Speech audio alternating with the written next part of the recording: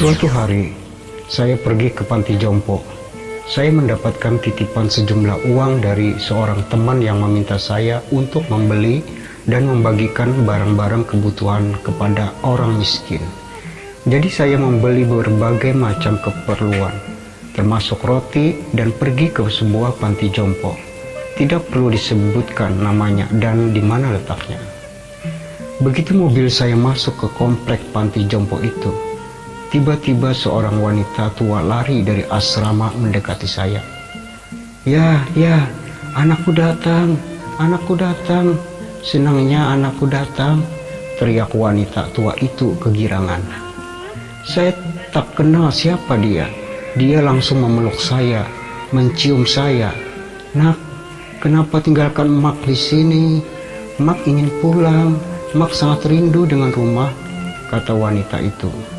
Waktu itu saya hanya menghela nafas dan memegang tangannya. Ya Allah, Mak. Saya pegang tangannya dan melihat ke dalam wajahnya. Wanita itu terus berkata, sampai hati anak ini tidak mengakui aku ini ibu. Saya bisa membayangkan perasaannya yang sangat rindu dengan anaknya. Saya pun berpura-pura jadi anaknya dan berkata, Maafkan saya ya. Saya menuntunnya untuk duduk di kursi di teras asrama. Setelah itu saya mengambil roti dan menyuapinya. Coba bayangkan hatinya ketika disuapi roti oleh anaknya. Bagaimana perasaannya? Bagaimana perasaan kita sebagai anak? Selama saya menyuapi roti, wanita tua itu berlinang air mata. Dia terus memegang tangan saya. Subhanallah. Saya bisa merasakan betapa dia merindukan anaknya. Ketika saya ingin pulang, dia memegang kaki saya sambil berkata, Nak, jangan tinggalkan emak. Emak ingin pulang nak. Akhirnya saya mendapatkan informasi tentang wanita tua itu. Dia memiliki 5 anak. Putra tertuanya bergelar Tan Sri, seorang yang kaya raya, terpandang, dan orang hebat. Ketika akan pulang, wanita tua itu menarik baju saya. Dia ingin ikut pulang karena mengira saya anaknya.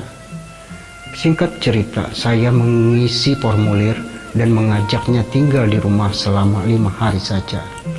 Saat kembali ke rumah, saya yang menjadi imam ketika sholat subuh. Saat saya membaca doa, air mata dia jatuh menetes. Setelah itu saya menyapanya dan mencium tangannya. Saya kemudian berkata, Mak, maafkan saya ya. Saya memang sudah tidak punya orang tua, tapi saya anggap wanita tua ini ibu saya karena dia merindukan anak-anaknya. Hari ketiga tinggal di rumah saya, wanita tua itu mulai sadar bahwa saya bukan anaknya. Selesai sholat isya dan ingin mencium tangannya, wanita tua itu mengulurkan tangannya sambil ditutupi kain jilbab. Mak, kenapa tangannya ditutup kain jilbab? 2 hari sebelumnya Mak selalu menerima saya, tapi kenapa hari ini Mak menutup tangan dengan kain jilbab? Tanya saya. Ustadz, kamu bukan anakku, katanya. Subhanallah, tiba-tiba dia memanggil saya dengan sebutan Ustadz. Kenapa Mak panggil saya Ustadz? Saya anak Emak, kata saya. Wanita itu berkata, bukan. Kalau anak saya tidak akan berbuat semacam ini. Kalau anak saya, dia tak akan jadi imam saya. Kalau anak saya, dia tak akan menyuapi saya makanan. Bayangkan sahabat, perasaan seorang ibu ini. Tiba-tiba dia menangis. Saya pegang dan peluk dia. Saya pun ikut menangis sambil berkata, Mak, walaupun Mak bukan ibu saya, tapi saya sayang Mak seperti ibu saya sendiri. Saya tuntun dia duduk di kursi dan menyuapkan nasi ke mulutnya. Tapi dia muntahkan balik dan saya lihat wajahnya tiba-tiba pucat. Saya angkat dia dan panggil ambulans untuk mengantarkan ke rumah sakit. Waktu di rumah sakit, saya angkat kepalanya di atas pangkuan saya. Dia pegang tangan saya sambil berkata, Ustadz, jika saya mati, tolong jangan beritahu anak saya. Jika anak saya tahu saya sudah mati, jangan beritahu di mana kuburan saya. Jika dia tahu di mana kuburan saya, jangan biarkan dia memegang batu nisan saya." Istri dan anak saya menangis mendengar perkataannya. Kami pegang wanita tua itu sambil berkata, "Mak, jangan bicara seperti itu. Jangan, Mak." Tapi dia menggelengkan kepalanya. Rupanya itulah saat dia sakaratul maut. Dia akhirnya meninggal dunia di atas pangkuan saya di rumah sakit. Sahabat, siapapun yang masih punya ibu, janganlah durhaka kepadanya. Jangan tinggalkan dia di panti jompo. Kalau ibu kita sakit, rawat dan jaga dia.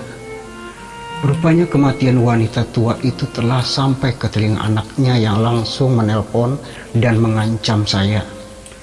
"Aku akan bawa kamu ke pengadilan.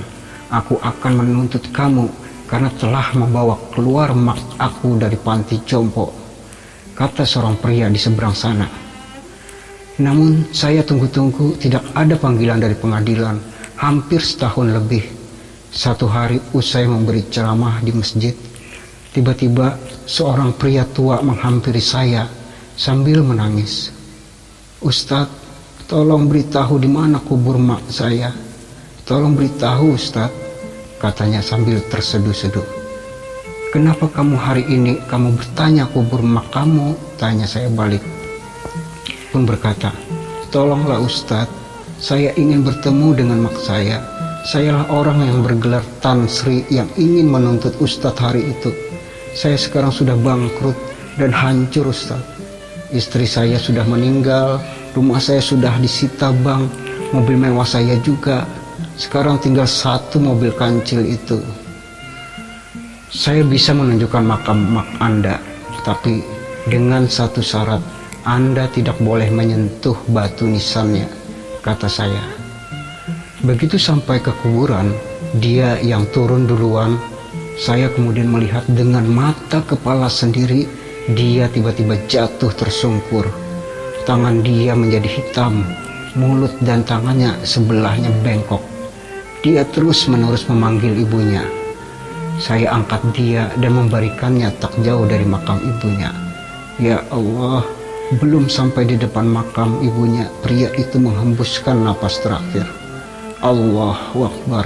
Allah Subhanahu wa Ta'ala telah menunjukkan kepada saya tentang balasan anak durhaka kepada ibu.